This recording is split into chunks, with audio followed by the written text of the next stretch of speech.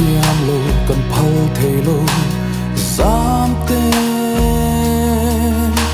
i chun le zua i u le na sự kan hai nghe he tiang tu hian khua nun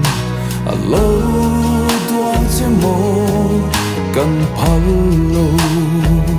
kan la tiam lo ve tot thiam a har i chan hi don chang hian lung reng a oi thei don chuang si lu eng tin nghe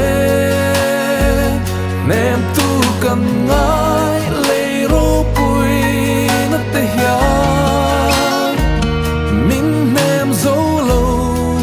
tra kan bang thei si lo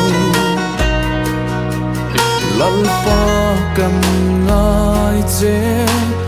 min nem tu ri he kho vel til hi eng ma lo mai ani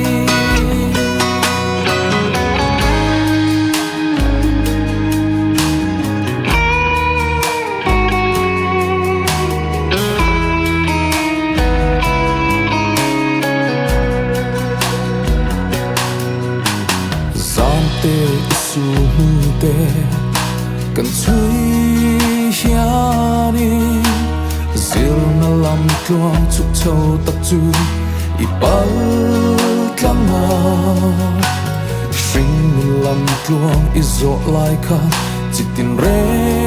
pal tlangi lo kim na in a mo trin che him de lo ma ngay ngâm tên hun in man mét la ya kan be si suang tua ngai lo i chan mai hi tor tia mahar shila hai shia tia mahar kan tua thiam lo kan na kan ngai thiam thei lo ve tâm ru kan bela het tiang hi mo kan chan thi kan tan chuan van pui along chi me o la pa i rem wa tan hi shat tiang a har kan ti ma se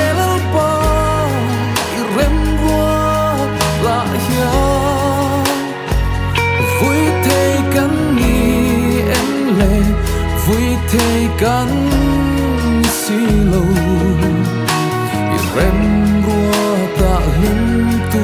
ren min pui ang che he kho vel hi tra le lung mai na mai ani